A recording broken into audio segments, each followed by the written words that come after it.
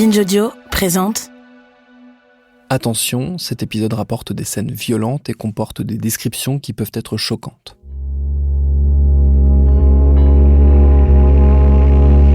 À l'étranger, la disparition du journaliste Stéphane Villeneuve. Il est décédé des suites de ses blessures après l'explosion d'une mine à Mossoul en Irak. Il effectue avec son équipe un grand reportage pour Envoyé spécial pour France 2. Son accompagnateur kurde, dont on l'évoquait hier, a également succombé. 2 autres journalistes ont été blessés.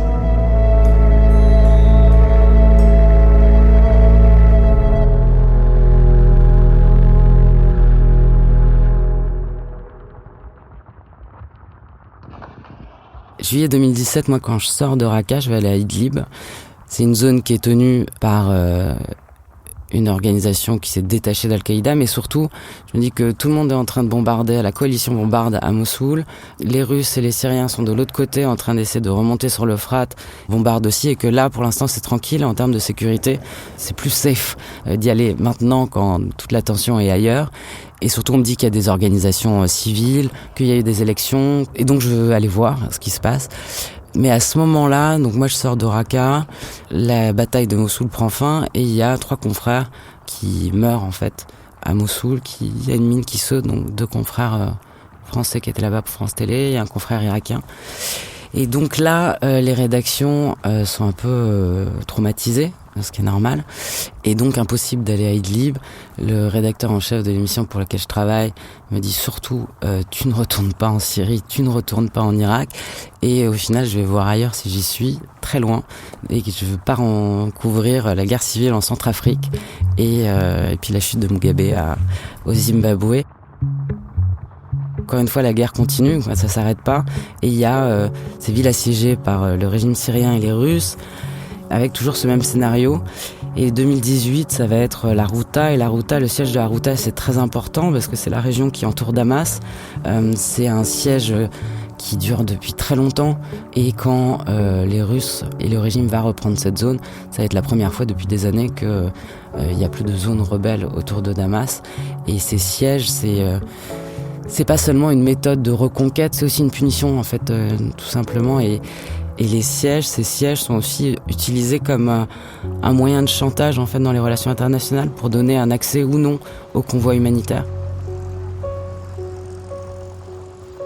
Les sièges militaires, c'est une technique militaire très vieille, c'est pas nouveau. Je crois que c'est dans l'ex-Yougoslavie, c'est la première fois que ça a été considéré comme un crime de guerre, un crime contre l'humanité, d'affamer, d'assiéger des populations civiles, de punir les populations civiles sciemment. En Syrie, ça a été une méthode. Il y a plus d'une 50aine de villes qui ont été assiégées, dont les populations ont été assiégées. Et une 50aine de villes, c'est des centaines de milliers de personnes. C'est pas du tout anodin comme méthode militaire. C'était pas seulement dans le but de la reconquête. Quand après la Ghouta, ou les villes de la Ghouta et les autres villes qui sont assiégées vont devoir capituler, il y a les transferts de population, transferts de combattants toujours vers le nord-ouest, vers Idlib. C'est une manière aussi de nettoyer la zone pour le régime et de se débarrasser des populations qui ne lui sont pas acquises. Et Idlib va devenir cette enclave où en fait il y a plus de 3 millions de personnes qui vivent, parfois dans des camps, et c'est tenu par cette brigade Hayat Tahrir al-Sham, qui est l'ancien représentant d'Al-Qaïda et qui contrôle cette partie de la zone, qui va aussi subir une offensive du régime et des Russes à l'hiver 2019-2020. Et là, il va y avoir 1 million de personnes sur les routes qui fuient les bombardements. Sur la route, des dizaines de milliers de Syriens de la province d'Idlib. Tous fuient l'avancée des troupes du régime de Bachar el-Assad. Ces forces, soutenues par la Russie, ont saisi des dizaines de villes ces derniers jours, dans le dernier grand bastion d'opposition de la Syrie. Les Turcs ferment la frontière, donc c'est une nouvelle catastrophe humanitaire qui est passée complètement inaperçue. Et puis il y a un accord, un cessez-le-feu, au printemps 2020. Et depuis, en fait, ces lignes de front sont gelées. L'expression de la victoire du régime, elle existe depuis la chute d'Alep, en fait, depuis fin 2016. Et effectivement, là, si vous allez à Damas, il y a des photos partout de bienvenue dans la Syrie victorieuse. C'est évidemment une expression de propagande, parce que Ce qu'a réussi ce régime, c'est surtout à se maintenir envers et contre tout, au moyen de toutes les armes possibles et imaginables. C'est ça la victoire de Damas. Est-ce qu'on peut considérer ça comme une victoire ? Aujourd'hui, de toute façon, la Syrie de 2011 n'existe plus. Damas contrôle pas tout le territoire. Il y a un tiers du territoire qui est contrôlé par Hayat Tahrir al-Sham, qui est la dernière enclave et la dernière milice toujours opposée au régime. Il y a aussi tout le territoire du nord-est qui est contrôlé par les milices kurdes. Il y a une enclave au sud où il y a des forces américaines. Il y a aussi les forces américaines au nord. Il y a aussi les Russes. Il y a aussi les Hezbollah. Il y a aussi les milices qu'utilise le régime pour contrôler son territoire dans les zones où c'est contrôlé depuis des années. Donc la guerre est pas terminée. Il y a toujours des lignes de front. Il y a toujours régulièrement des bombardements. La population en Syrie, dans cette Syrie du régime, est extrêmement pauvre. Il n'y a plus d'infrastructures. On parle de reconstruction parce que c'est un moyen en fait de pousser les Européens à payer à la reconstruction. Sauf que les Européens, les Occidentaux conditionnent la reconstruction et les euros à un changement politique. Mais il n'y a pas de changement politique. Il y en a jamais eu en fait. Et le régime ne fait absolument aucune concession. Il y a encore eu une élection présidentielle qui est une mascarade totale à 95%. Donc non, on est dans un régime qui tient envers contre tout et qui joue la montre, qui joue l'usure. Pour l'instant, ça lui a réussi puisque depuis 10 ans, elle s'est maintenue au pouvoir. Malgré les crimes de guerre, malgré les crimes contre l'humanité. Donc la victoire de Damas, pour moi, c'est de la propagande. Oui.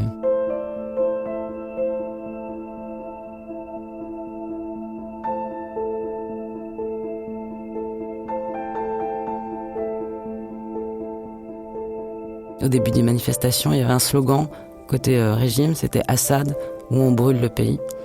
Ça a été Assad et le pays brûlé, ça a été le régime et la destruction. C'est ça la victoire du régime syrien, c'est d'avoir tenu et d'avoir détruit ce pays, d'avoir massacré sa population.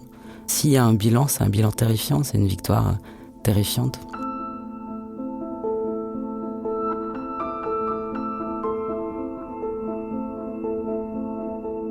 Je pense que personne n'est naïf, c'est-à-dire que si vous croyez que le régime syrien est une démocratie, vous êtes stupide. Mais si vous croyez que le régime syrien et que vaut mieux et peut aider dans la lutte contre l'islamisme radical et contre le terrorisme, je pense que vous êtes un idiot utile. Et il y en a des idiots utiles. Il faut être lucide sur ce qu'on raconte et pas participer encore une fois à la propagande du régime syrien qui est de donner une façade de respectabilité. Et si on croit que cette dictature est une démocratie, c'est absurde.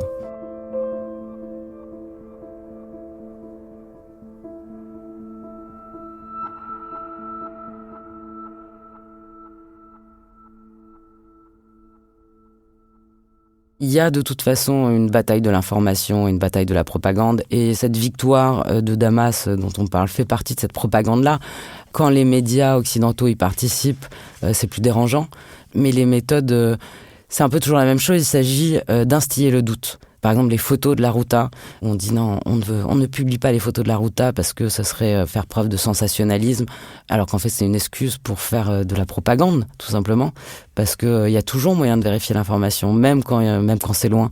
Il y a toujours moyen de savoir si cette photo est vraie ou pas, si elle a été trafiquée. Aujourd'hui, il y a des logiciels qui permettent ça. Et la propagande, oui, la bataille de l'info, elle est très très importante. Elle est importante pour le régime syrien. Et d'ailleurs, elle se joue en 2014-2015, quand l'État islamique s'affirme. Le régime de Damas donne beaucoup de visas. Tout à coup, il y a beaucoup d'accès à Damas. Donc l'information qui ressort, ça va être les reportages à Damas ou l'information sur l'État islamique. Et il y a toute une partie de cette Syrie qui s'opposait au régime, qui se battait contre le régime. Bon, on raconte plus les histoires, ça n'existe plus en fait. Il y a des informations qui sortent, il y a des photos qui sortent. Ne pas vouloir les diffuser, c'est juste ne pas vouloir raconter l'histoire en Syrie.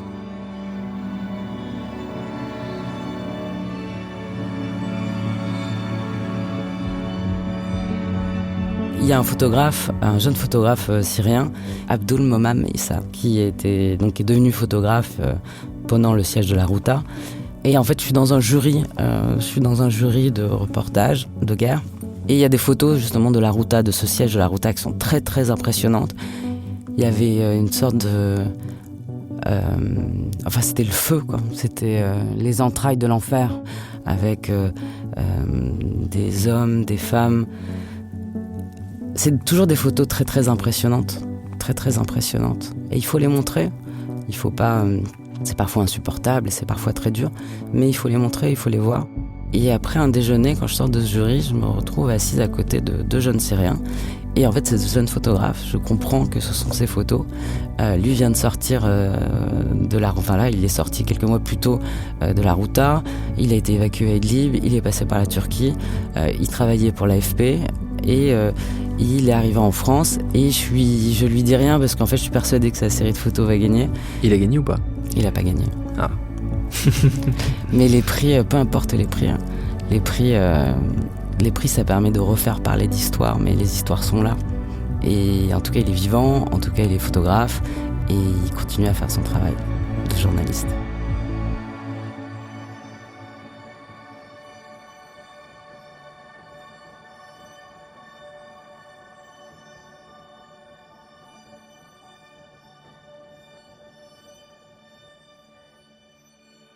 T'es retourné en Syrie depuis 2018 ? Non, ça fait longtemps là que je suis pas retourné en Syrie. La Syrie, c'est toujours très très compliqué de couvrir et d'aller en Syrie en tant que journaliste étranger. Voilà, mais il faut continuer à aller raconter les histoires. Après, aller par exemple à Idlib, là aussi l'accès est toujours très très compliqué. Jusqu'à présent, on pouvait y aller mais 24 heures. Enfin, un aller-retour 24 heures, 2 jours maximum. Après, c'est important, mais voilà, si c'est pour aller 24 heures et raconter et faire 2 minutes 30 qui vont passer complètement inaperçus, il y a 10 ans, je pense que je l'aurais fait. Est-ce qu'aujourd'hui, je le fais ? Je trouve que le risque est trop élevé et finalement, aujourd'hui, ce que moi, je pense qui est important, vu le flux d'informations qui abreuve tout le monde en zapping permanent, c'est plutôt de produire des histoires plus longues avec de la valeur ajoutée en termes d'informations qui permettent de prendre le temps de raconter les histoires et de raconter ce qui se passe. Et là, aller faire une visite de presse avec les Turcs dans les zones tenues par les Turcs, c'est important d'y aller, mais c'est vrai que c'est frustrant, et moi j'y vais pas. Ouais.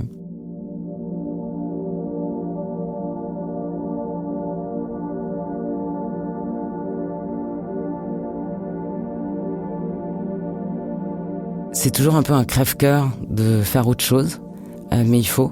Il y a des obsessions saines, mais il y a aussi des obsessions malsaines, et il faut savoir aller voir d'autres pays, et puis il se passe plein de choses dans d'autres pays. Après, il faut continuer à raconter les histoires, et il y en aura toujours, ces histoires. Ce conflit n'est pas terminé. Et je sais qu'en 2016-2017, une fois, on avait un projet d'un documentaire, il y a une chaîne de télé qui nous a dit non, mais finalement... on va pas le prendre parce que la Syrie sera plus dans l'actualité l'année prochaine.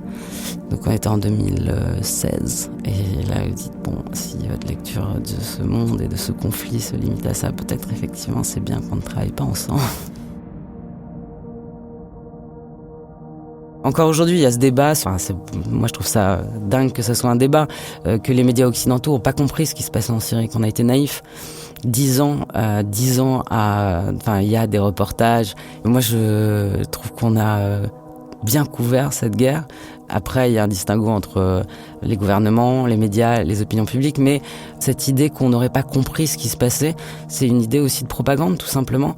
On a raconté ce qui se passait à l'intérieur. En quoi on n'aurait pas compris ce qui se passait quand on a raconté et les bombardements, quand on a raconté et l'État islamique, quand on a raconté et les tortures, quand on a raconté ces centaines de milliers de personnes qui fuyaient le régime, et d'ailleurs ils sont toujours pas rentrés. Il y a 8 millions de Syriens qui sont en dehors des frontières. Si la guerre était terminée, les Syriens rentreraient. Ce n'est pas possible de rentrer parce que la guerre n'est pas terminée. Il y a une diaspora syrienne très active. Tous ces gens qui sont en exil, c'est des millions de personnes. Et c'est des gens qui documentent, qui ont beaucoup documenté ce qui s'est passé, les crimes du régime, et qui sont absolument pas prêts à lâcher l'affaire. Et toutes ces ONG syriennes sont extrêmement actives. Et il y a aussi le fait qu'aujourd'hui, dans les pays occidentaux, dans les pays européens, il y a eu une adaptation du droit international qui permet en fait de poursuivre pour crimes de guerre et crimes contre l'humanité que ce soit en Allemagne, en Suède, en France, en Espagne. Il y a des instructions qui ont été ouvertes.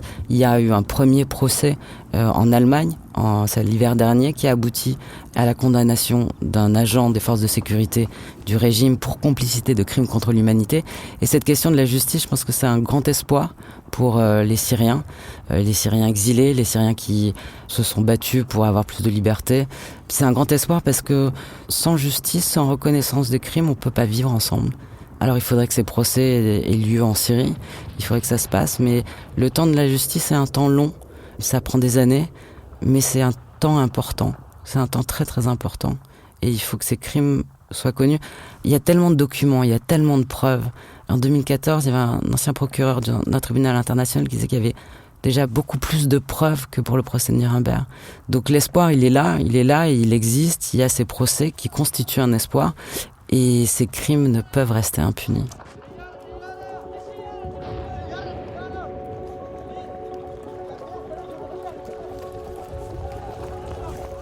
Il y a beaucoup de gens qui considèrent que cette révolution est toujours vivante, que la lutte contre la dictature est toujours d'actualité et qui sont pas prêts à baisser les bras.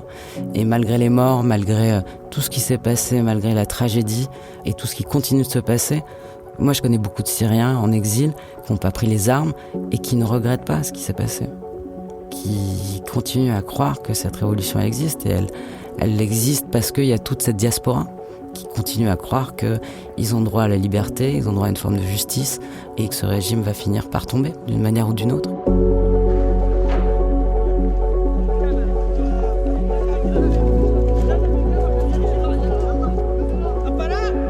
Je pense que les reporters qui sont sur le terrain, quand on est sur le terrain, souvent on va très loin, on va dans des endroits pas possibles, dans des situations incroyables.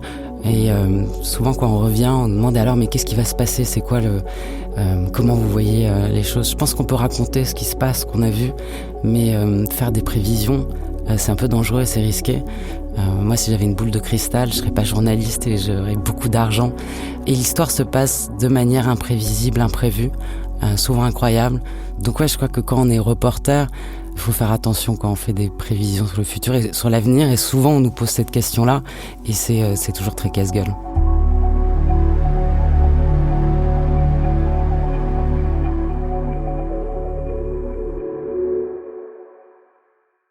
On continue à suivre, on continue d'avoir des amis qui sont... on a créé des liens. Donc oui, on continue à suivre, et surtout parce qu'en fait, c'est impossible de se défaire. Et en plus, j'ai le sentiment de pas avoir... Enfin, l'histoire est pas terminée. Et que tant que l'histoire, ça sera pas terminé, tant que j'aurai pas le sentiment d'avoir mis un point final sur cette histoire, je continuerai à vouloir la suivre, à vouloir la raconter. Sur la série, il y a plein d'autres histoires qui ont commencé, mais j'ai le sentiment que l'histoire que j'ai commencé à raconter en 2011 n'est pas terminée. Tu comptes y retourner bientôt ? Un jour ? Un jour, je dis oui. Oui. Oui. Un jour. Non, mais oui, il n'y a pas de... Moi, je pense qu'il faut continuer à témoigner, même si on a raconté cette histoire depuis des années, et que ça n'a rien changé, et que oui, c'est difficile de se dire que toutes ces histoires qu'on a racontées n'ont pas fait bouger les lignes, en fait. Après, est-ce que la Syrie a jamais intéressé grand monde ? Dans les médias français, on sait que, en tout cas, nous, on nous disait, la Syrie, ça fait pas d'audience. Dans les journaux, si on fait une sur la Syrie, personne n'achète. Après, je pense que ce qui se passe ailleurs nous impacte. Je pense qu'il faut qu'on comprenne, nous, en tant que citoyens, dans des démocraties où l'information est quand même libre. Si on comprend pas ce qui se passe ailleurs, on peut pas comprendre ce qui se passe chez nous, dans le monde d'aujourd'hui. Donc, il faut continuer à raconter la Syrie, le Moyen-Orient, les conflits, et au-delà.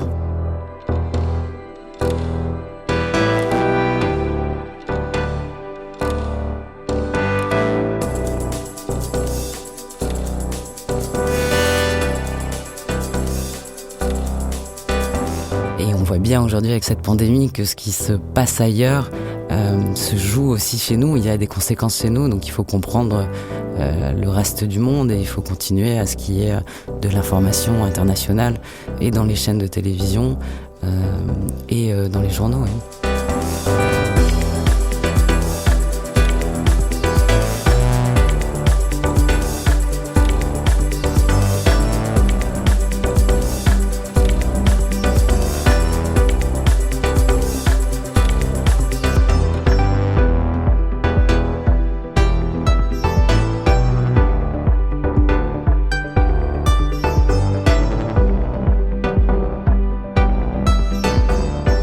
Sophie. Merci Thomas.